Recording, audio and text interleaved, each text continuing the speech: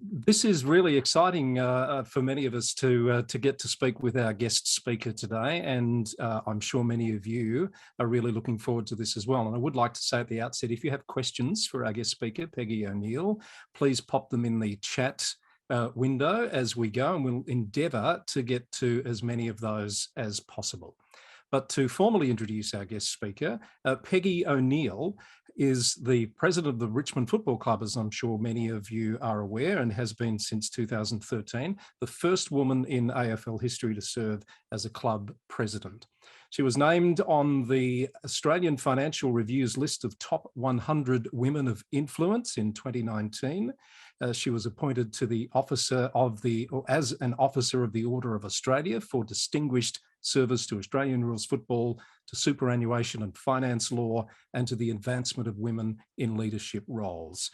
She is the incoming Chancellor of RMIT University, and as of this week, has been announced as the Melburnian of the Year. It is my great pleasure to welcome this afternoon our guest speaker, Peggy O'Neill AO. Hi, Peggy. Hi, Chris. Thank you. You're getting a virtual round of applause there. Welcome. Thank you to the audience too. Thanks.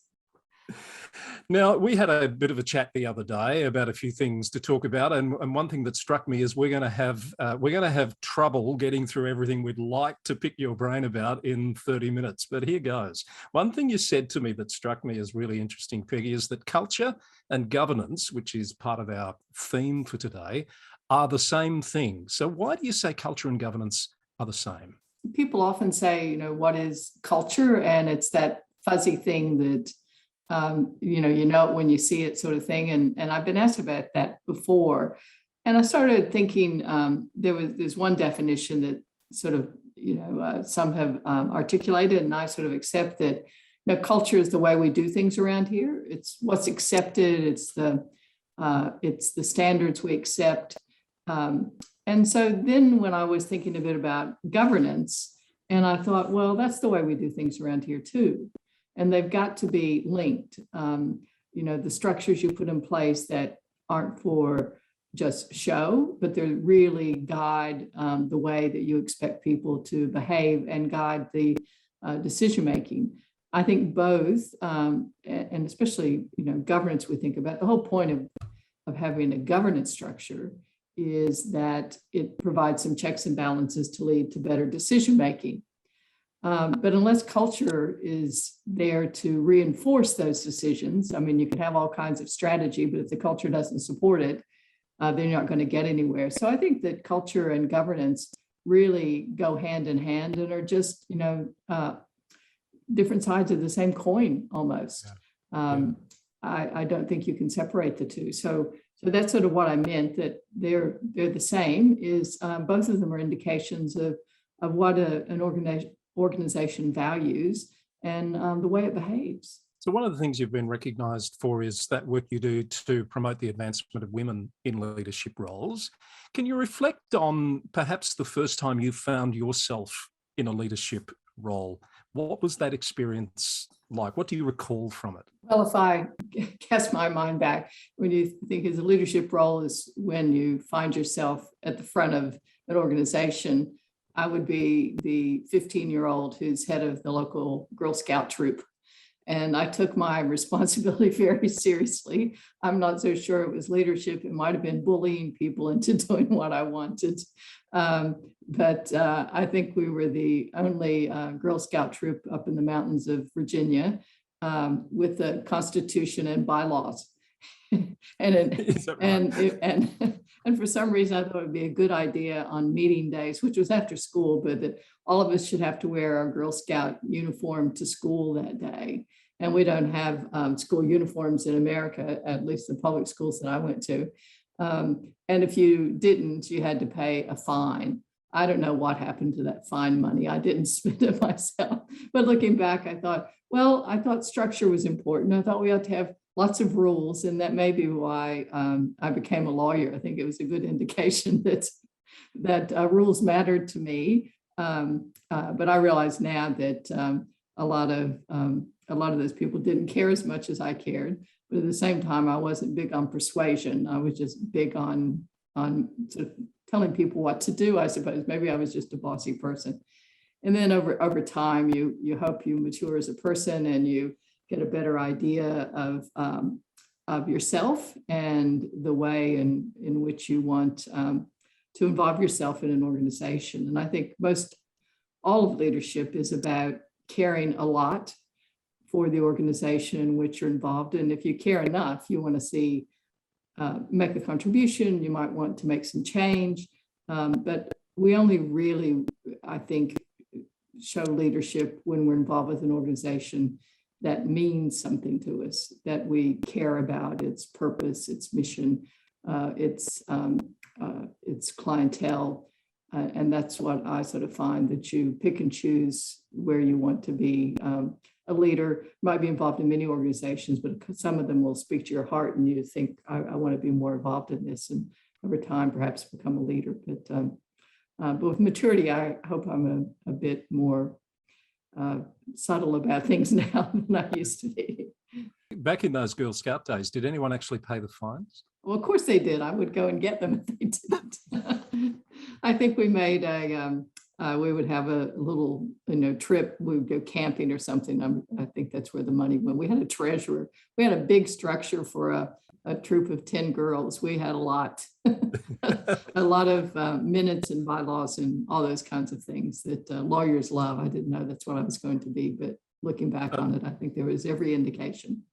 A predictor of the future. What was your first board leadership role? What was the first board you led? I'm trying to think. I was, it's sort of like there is in Victoria, but the legal system in America, because I went to school over there and started my legal career for a year or two. But there was the young lawyers division of the equivalent of the law council. And I became the chair of that. And so there was a representative body from different parts of the state. And we put on seminars. We raised money for various causes. We invested that money in things to do with justice and the legal system and all of that. So that was probably my first year. You were elected for a year, and so that really taught me a lot about bringing people together, getting things to work because people wanted to work, not because I told them to, and understanding that when you're dealing with volunteers, as we all were, and a lot of what I do now is still volunteers on boards, that you have to accept that things don't always go at the pace that you want. So there was that one, and not-for-profit or professional responsibility sort of thing. And but then I was trying to think, probably the first role where I actually was in a commercial situation is after I moved to Australia, and I was a partner at Herbert Smith Freehills, because when you're a partner in a law firm, they really don't like you doing too much more than being partner in a law firm. Things have changed a little bit, but not too much. And but one of my very good clients, their chair had to be an independent person in order for them to operate. And he unfortunately suddenly died. And they needed someone to fill in until they could do a proper search and all of that. And because it was for a good client, I was allowed to serve in that capacity for, it was supposed to be 6 months, 18 months later, I was still there. I thought that they went a bit slow on the recruiting once they had someone in, but, and that was a real eye opener because as a lawyer, you often think that your advice is the only one that matters, is what is the board doing? And this gave me a really good view of all of the information that a board has to, I guess, digest in order to arrive at a decision. And you realize that the legal advice is just to say it's legal, and then they have all the commercial things, the personnel things that I hadn't had to take into account because, in essence, my advice was always on a pretty narrow point of law. So that was probably the first one. And like I say, I learned a lot. And so I went from not even being on the board to being chair. I did have some understanding of it from being their legal counsel, but those are probably my first two. So the Girl Scouts to running the Superfund. So what's different about, if anything, about your approach now to leadership? Think about the Richmond Football Club. You've been the president for, 8 years? Is your approach to leadership different now than it was then, or have you got a tried and true set of principles that you still apply? Well, it's often when you're involved in things like that, you don't really stop to think about, what principles am I exhibiting here, or what do I fall back on?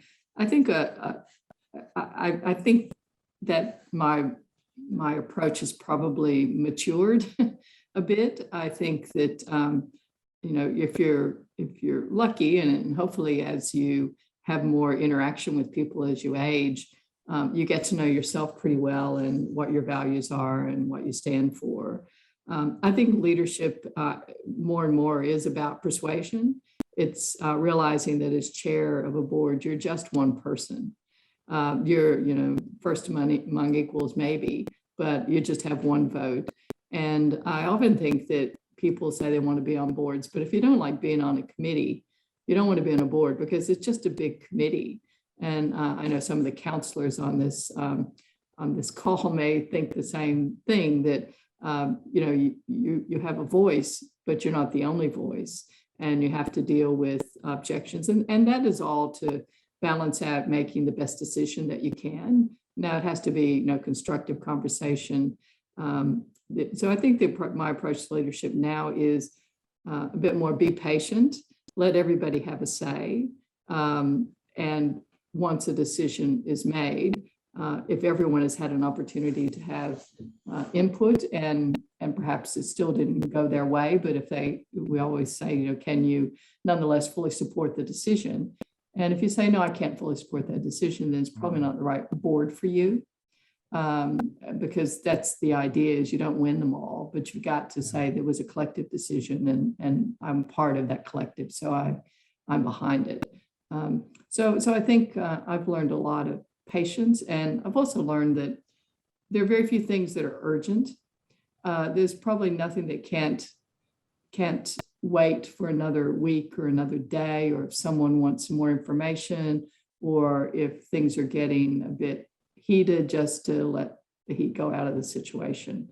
And a lot of it is just how you deal with people, and being able to read the room a bit. So I think I've gotten better at that. A lot of what we're talking about obviously is being looked at by our audience through the lens of local government, these leadership questions, which we're deliberately asking you. How much does the board take credit for the success on the field? So thinking about the Richmond Football Club, it's been a golden era. That leadership at the board level, does it impact on the ground? Oh, we all like to think so, don't we?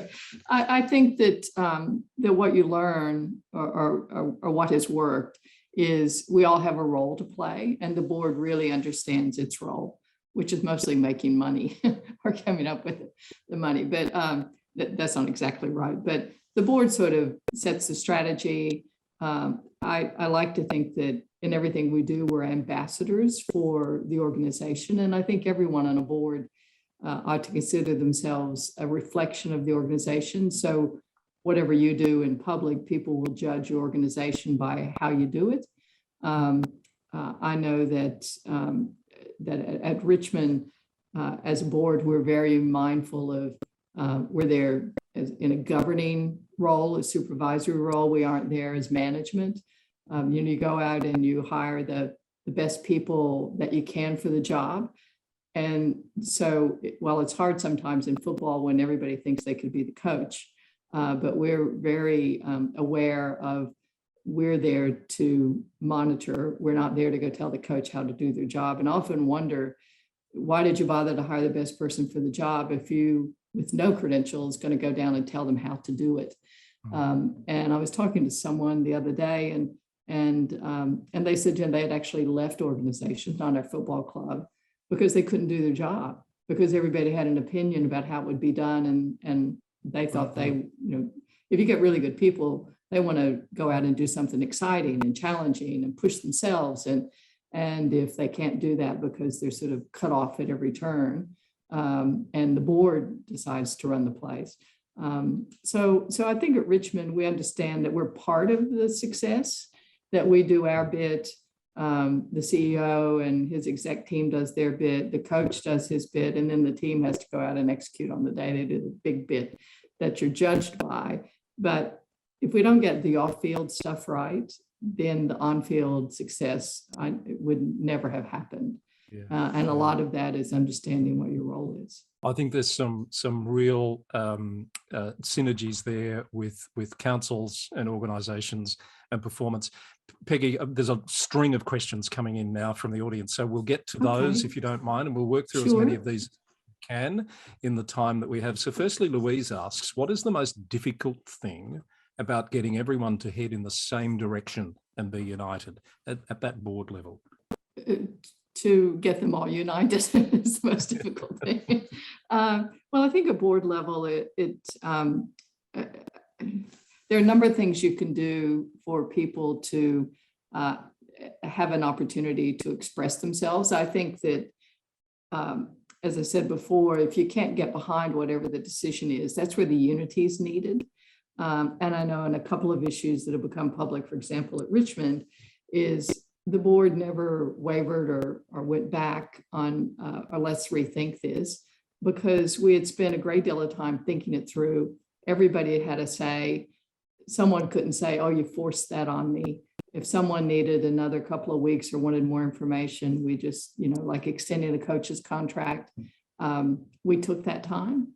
And then when it gets really sticky or someone is challenging that decision, no matter what it might be, the board as a whole had nothing to do except we made that decision. We'll stand by that decision. And so I think it's a matter of hearing from everyone, being respectful of everyone, and again, at the end saying, can you support the decision? And I think that it does so much damage if there are people on a board who work against the board.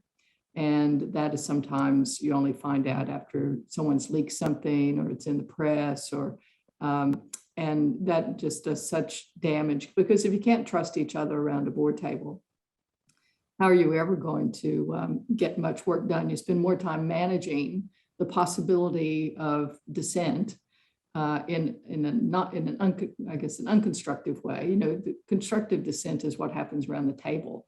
But a lot of times if people think that only they have the right view, they're the ones who decide if they lose that they're going to sort of take it out on the board, which goes back to what I said before. If you can't work on a committee, then you shouldn't be on a board, because there's no individual power on a board.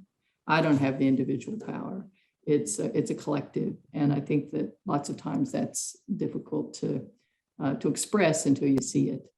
Exactly the same for councils, of course. So you're sort of getting into that space of, councils, boards, they pretty much all sign on to a set of agreed values. As a chair, what's your approach to dealing with those types of situations when people don't abide by the values in terms of accountability? Have you had to deal with that personally?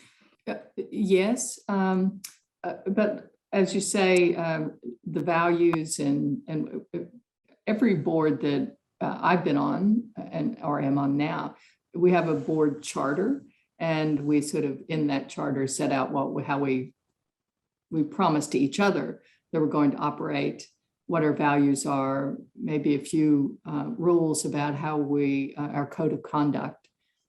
But the thing is, you have to enforce that, but it also gives you a framework. So if you see someone, for example, if it says everything that happens in the boardroom is confidential, and then you find out someone's leaked it and you know who that is, then you can go and say, but see, we all agreed to this, and we know now that you're not abiding by that. Maybe, it depends on the severity or what the topic might be.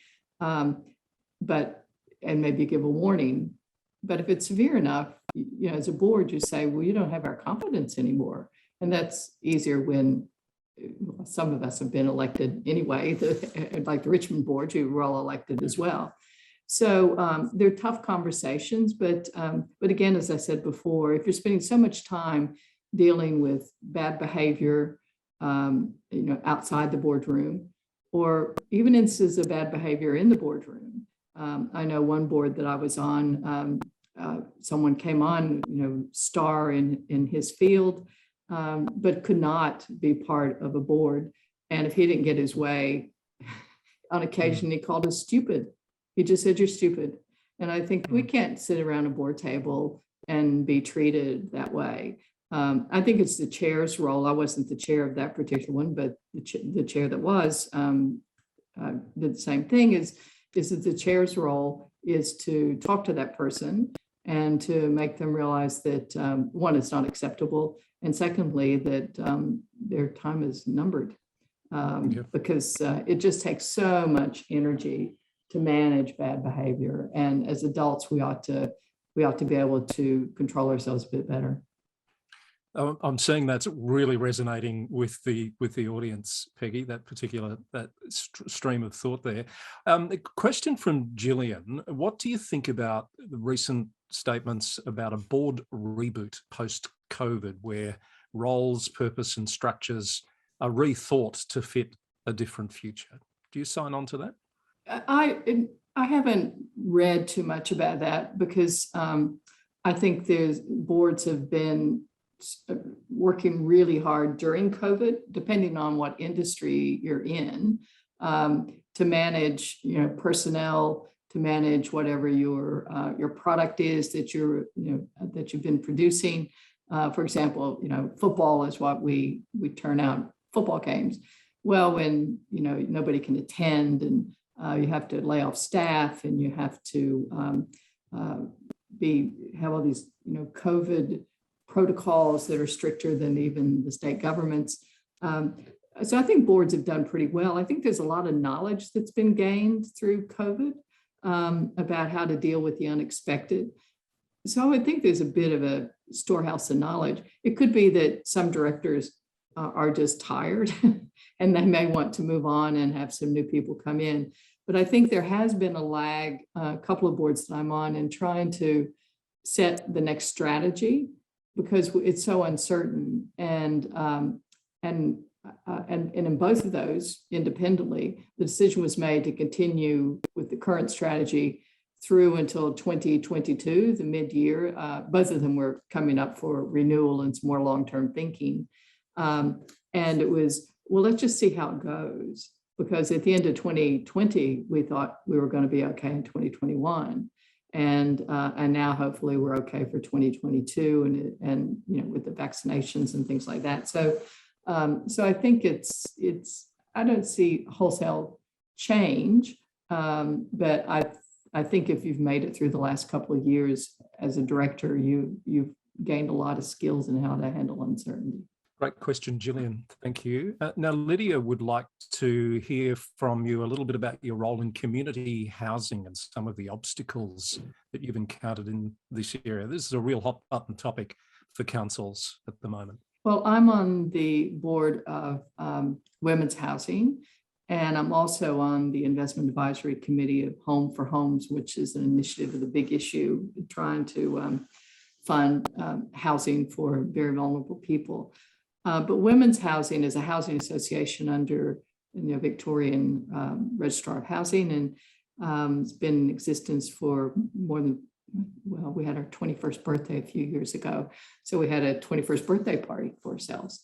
And I've been on the board for about 7 years, going on 8 years. I guess the problems for the people, one is enough housing. Secondly is the funding for housing. Minister Wynn's announcement, women's housing got quite, I think we got a big chunk of that money, and we're going to regional Victoria to try to help with housing out in the West. Some locally, but a lot of it out in the West because there was a real need out there. There's always shortage of supply. There's always, not often, People don't want that housing in their neighborhood, even if it is for women who are fleeing domestic violence and it's all anonymous. And so there's still a certain stigma if you're in that housing.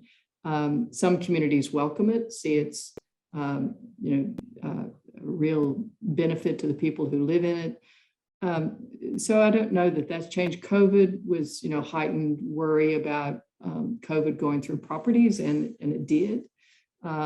Not that anyone was really sick, because there were all kinds of protocols. And one of the things we do at Women's Housing is try to connect the women who are there to all the other social services and to bring it together as a package so that they don't have to navigate too much of that themselves.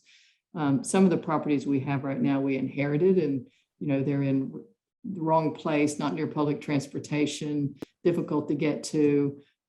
So the new designs that we do, we always think, is it near a shopping center? Could someone walk there? What are schools? Where are they nearby? Doesn't mean we always get those, but so I guess that it's something I feel passionate about, because homelessness is the first thing you need to solve to get people back on the path to any sort of stability. Also, the worry that the fastest growing segment of poverty is women over 50, and homelessness that arises from that after a lifetime of raising families or working and through all kinds of reasons find themselves homeless, and it's going to be a huge issue in the future. So I guess, I don't know if that's answered the question, but the issue is usually we need more money, and we need better community reception. Yes, yes. And lots of councils are dealing with that issue that you've talked about, where communities they're fearful. They don't understand necessarily, or the NIMBYism rears its head. I don't want to spend too much time on this, but have you got any particular advice for how councils can have that conversation in the right way with their communities? We've done a lot of community consultation, and right now we, for example, have one community that's really welcoming and great coverage in the local paper, and another one that there's going to be a protest, and it's sort of not really logical. But then we think, well, that's a communication exercise, and we find that the more we do community consultation, the more we open it up, the more we educate, the more that we inform, most of those fears drop away. We've never had anything not go ahead because of that. And usually if a little bit of an accommodation goes a long way. And maybe instead of building 40 units, we'll have 35. Or instead of, and sometimes it's about parking. Sometimes it's not dealing with the people who live in it. It's about increased number of cars and congestion and things like that. So I think at first it's to identify the issue, and community consultation just goes a long way. And again, people getting heard. Peggy, I want to get at least one more question in. I'm going to pick one from Tony, who's reflecting on your success in sectors that have traditionally been male dominated. What sort of reflection or advice do you have on effective ways for business and local government to encourage and assist with all gender participation? That's a question for the ages, isn't it? I remember when I came out of law school all those years ago, they said, oh, well, now that there are more women going to law school.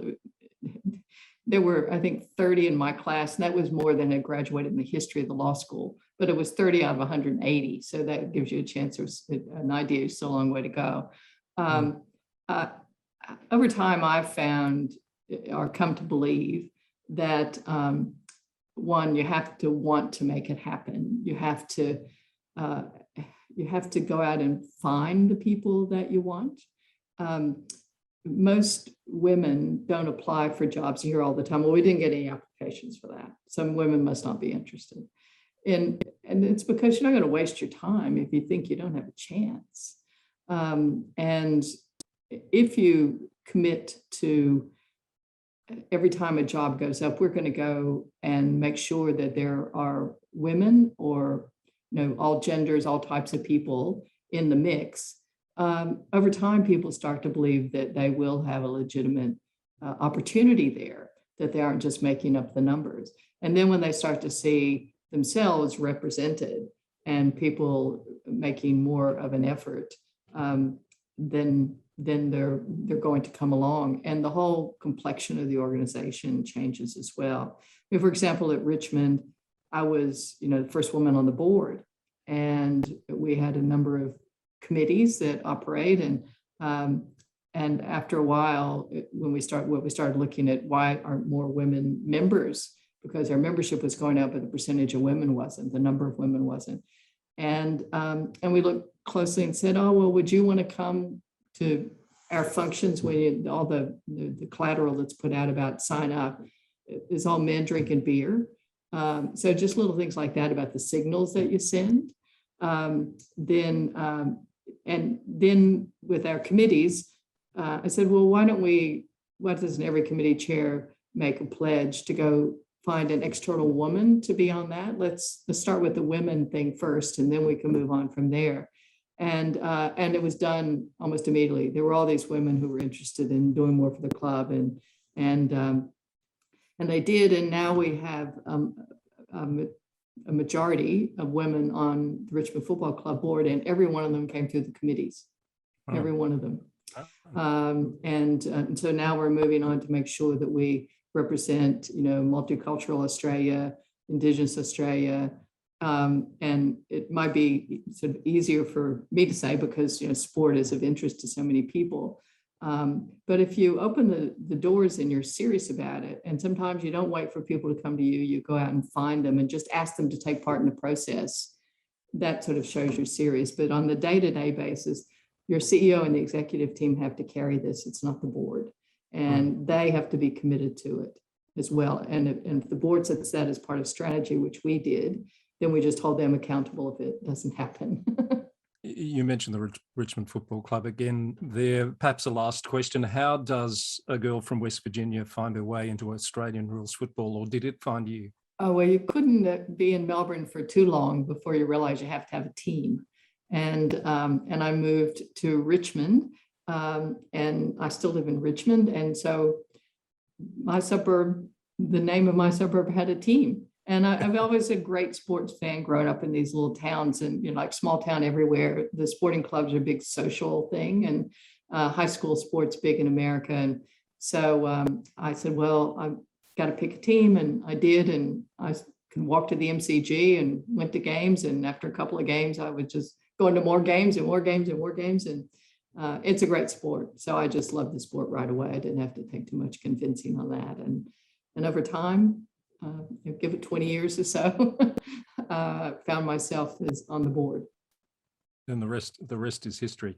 Peggy, we're going to have to wrap it up. That's been very enjoyable for me, and I hope for our audience as well. I wonder if I can call on the audience for a virtual round of applause. I'm seeing it without any prompting. Thank you very much. Really appreciate talking to you. And I do want to point out that in lieu of a speaker's fee today, the VLGA, on your behalf, Peggy, will be making a donation to Women's Housing Limited and to the Madeline Foundation. So thank you very much for that as well. It's been lovely to talk to you. Thank you. Nice to talk to you, Chris.